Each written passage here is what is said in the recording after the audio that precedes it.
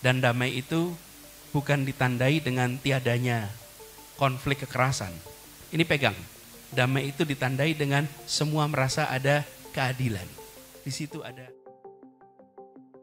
Baru-baru ini, bakal Capres Koalisi Perubahan untuk Persatuan atau KPP, Anies Baswedan, menyampaikan pendapatnya mengenai aksi KKB Papua masih terus berlanjut.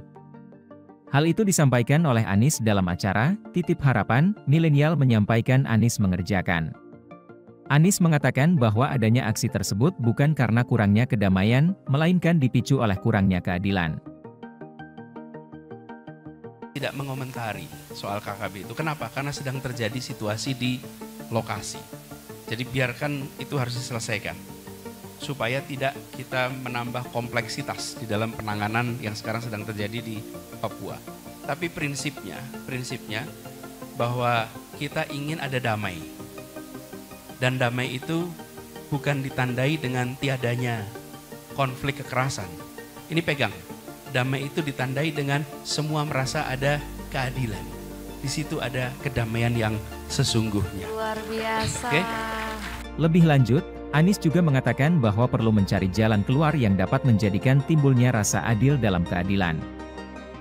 Cari jalan keluar yang menimbulkan rasa keadilan. Lalu insya Allah konflik itu akan tiada. Jadi disebut damai itu bukan karena tidak ada tembak-menembak, tidak ada perseteruan, tidak ada konflik. Damai itu ditandainya dengan hadirnya rasa keadilan. Jadi itu yang kita tuju.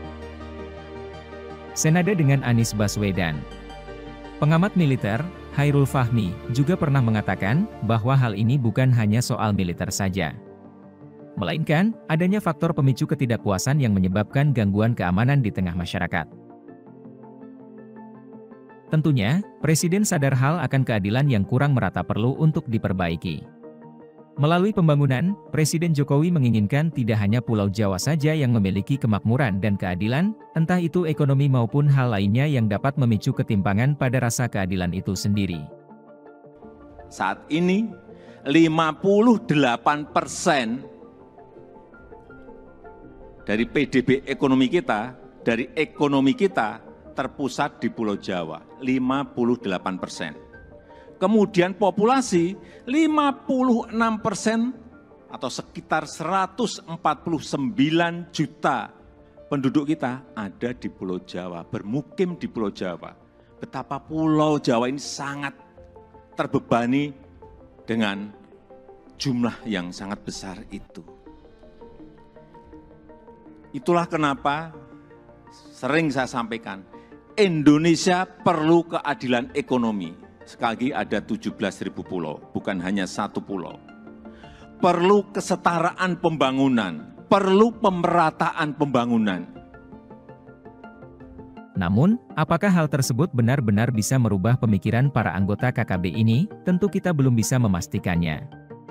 Akan tetapi, hal ini perlu kita lakukan untuk mewujudkan ekonomi dan kesejahteraan rakyat yang lebih merata, agar Indonesia Emas 2045 benar-benar bisa terrealisasikan. Bagaimana pendapatmu? Video ini kami kutip dari detik.com. Terima kasih, jangan lupa subscribe.